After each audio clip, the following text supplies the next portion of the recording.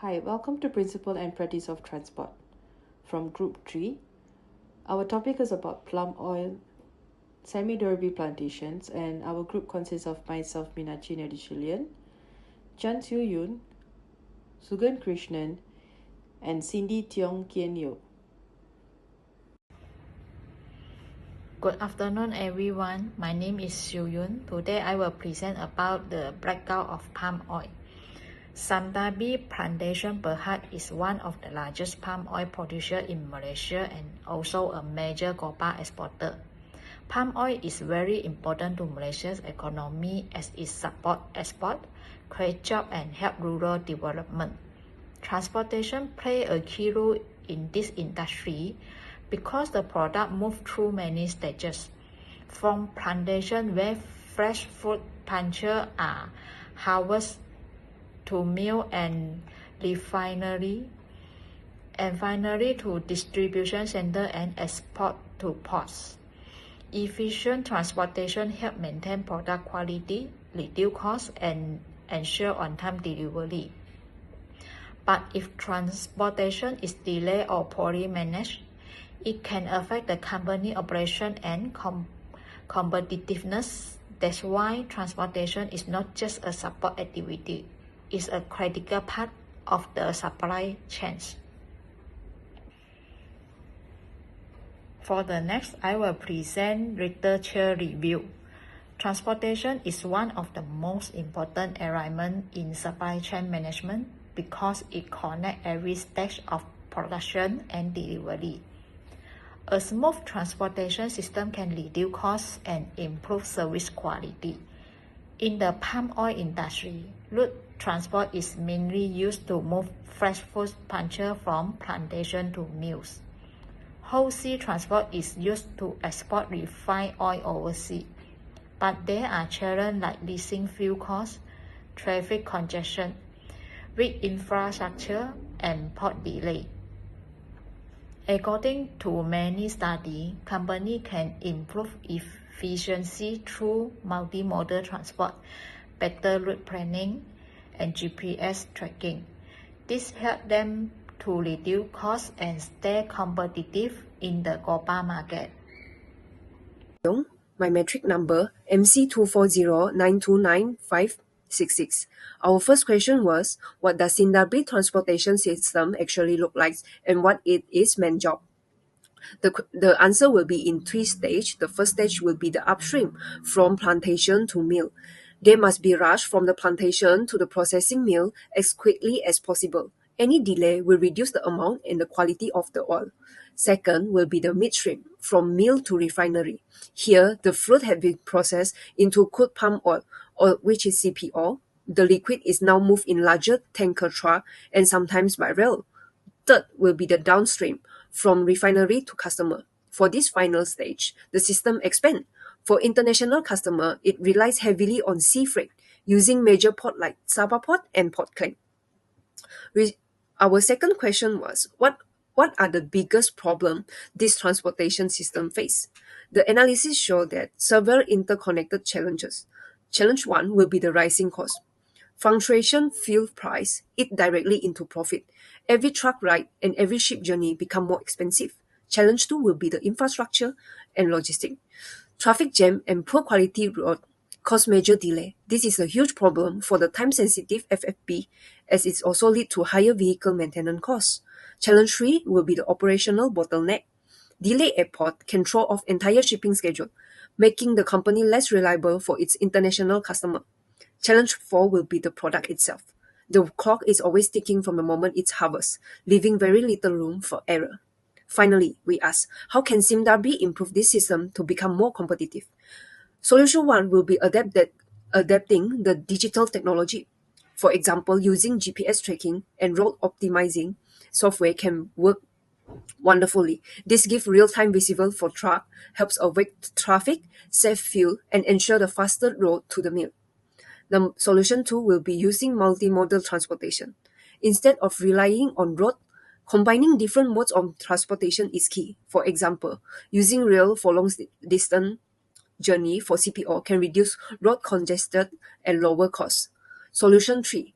improve coordination. Strengthening partnership with trucking company, logistic provider, and port authority can streamline operation. Better coordination meaning less waiting time and will be more on time on the schedule. While Sindabi cannot fix the road problem by themselves, they can actively lobby the government alongside other industry players, pushing for infrastructure upgrade in a rural area which benefit the entire sector. Thank you. Hi everyone, good to see you all. I am Sukan Anaraki Krishnan and my metric number is MC240929663. Today I am present the topic of research methodology and then scope of research. Sime Devi researches oil plum cultivation and the improved productivity and sustainability. Sime Devi uses genomic and molecular breeding to high-grade yield, pest and climate-resistant crops, soil nutrition and irrigation, and optimized to reduce chemical use, drones and sensors and precision tool making field operations more efficient. Data is carefully analyzed and verified to meet global sustainability standards. Continue with science-based research, which also covers industrial technologies and social areas. Industrial R&D focuses on automation, digital transformation, and process improvement. In Plum Oil, they use AI software and tools for smart milling and enzyme-based oil extraction. Social research studies how operations affect smallholders and local communities. Through Yayasan Sain Devi, they support programs that promote sustainability and fair labor in Malaysia. Hi, I'm Minachi. I'll be doing the recommendations and conclusion part for semi-derby plantations, now known as SD Grunti. Okay, first recommendation is to establish a circular economy logistical model for biomass. This recommendation actually moves beyond just FBB and COP movement to address the logistics of palm oil mill effluents and other agricultural waste. It focuses on transform waste logistics from a disposable cost into a resource recovery opportunity by integrating the transport of biomass into the existing supply chain. This actually backhaul optimize the implements systems to ensure trucks is returning from the mills to the plantations after dropping off their FBB. And it also utilize the transport POME, it empty fruit branches or retreated sludge to centralized processing, biogas facilities or back to the estates as organic fertilizer. This actually reduce the unladen journeys. The investment in specialized trailers actually design or acquire custom built. It also multi-purpose trailers capable of security transporting both FFB or COP on the board trip. A dense biomass liquid influence on the return trip. It will maximize the vehicle payload and asset utilizations. What we get with this is the benefit of directly improves the vehicle utilizations. Fewer empty trips lowers the overall disposable cost and reinforces the semi-derby sustainability and circular economy as noted in the background materials. Second, I will recommend is to implement the predictive maintenance and driver training program. Why? Because the operational reliability and the human element within the fleet. It uses the data and training to proactively prevent breakdowns and optimize driving behavior. The sensors integrations and predictive maintenance acquire all major transport access like trucks and truckers with the Internet of Things IoT sensors to monitor the prominent health, tire pressure and engine performance in the real time.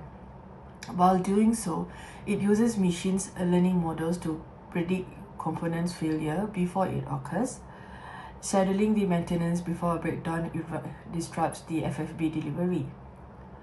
And for the driving training, it actually developed a continuous training and incentive program focused on their fuel efficient driving techniques, eco-driving, and safe navigation of poor rural roads. Why? Because it actually linked drivers' performance metrics, harsh brakings like dialing times or dual consumptions per ton per kilometer directly to bonuses. Why we benefit from it? Because it increased the fleet reliability, dramatically reduced the unscheduled delays caused by breakdowns, lower maintenance and insurance costs, and it also contributes the goal of mitigating rising fuel costs through their behavioral changes. The last recommendations would be advanced data analysis and analytics for dynamic capacity planning. Why? Because it challenges of scheduling complexes and demands. It shifts from a static scheduling to a data-driven or a dynamic capability planning model. Because it actually, the AI or the machine learning yield focuses on drone missionary and historical harvest data, which will directly goes into the logistical planning system 48 to 72 hours in advance. This allows the logistic managers to dynamically adjust their required number of trucks and their distribution among estates and mills before harvest commences. By doing so, it demands the shipping with the customers because of the downstream sprays or the offer incentives like major pricing discounts, or domestic and international customers who actually agree to accept deliveries within a flexible time, wider delivery windows for all of them. And this kind of demands actually allows Semi-Derby to smooth out their peak demands and optimize loading and unloading at ports and refineries. Why we benefit from it is because the scheduling complexities challenges is actually improves the resources allocations. It reduces expensive idle time for vehicles and also staff at the mills and ports, and enhances the company's ability to respond to sudden changes in the harvest health at all port capability. So overall, in conclusion, the transport system in the palm oil sector by the Semi-Derby is far more than a logistical cost, because it's defining the strategic determinants of both product and quality, national economic and success. With their current system, it exposed to a trip of risk, the time sensitivity of FFB, crippling their infrastructure gaps, and volatile their economic costs. So moving forward, they have to sustain global leadership demands and a fundamental shifts from their reactive tracking to proactive, digitally integrated supply chains management. So strategically, they have to develop an advanced analysis, mandating their multimodal transport and pioneering circular economic logistics. Semi-Derby can not only solve its persistent challenges, but it also has to transform its internet into a resilient, low-cost, competitive advantage, which will directly securing their both future of the plantations and their sustainability of Malaysia vital export economy. Thank you.